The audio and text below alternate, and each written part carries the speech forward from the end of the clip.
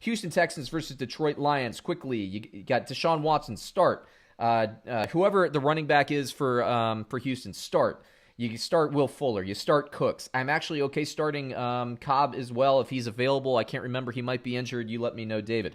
Detroit. Golly, man. That week of practice that Stafford was out, that really hurt.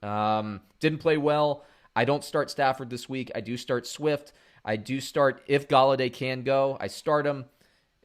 TJ Hawkinson, I start nobody else. What do you think? I'll tell you what.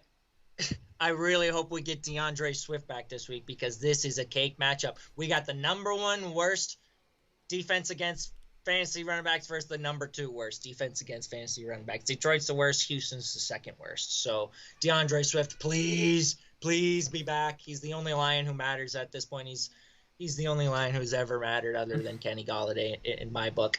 The Texans, Duke Johnson, if he can't do it against the number 1 fantasy matchup for running backs, he can't do it against anyone. Yeah. You start him one last time and you hope for the best. If not, you can let him loose. You can probably almost cut him because you don't feel if you can't start him in the great matchup, when can you? So this will be a major telling point for Duke Johnson and his viability. Houston, we got line from Bovada. Houston -2.5 versus Detroit. Who you got? Detroit's been awful, man.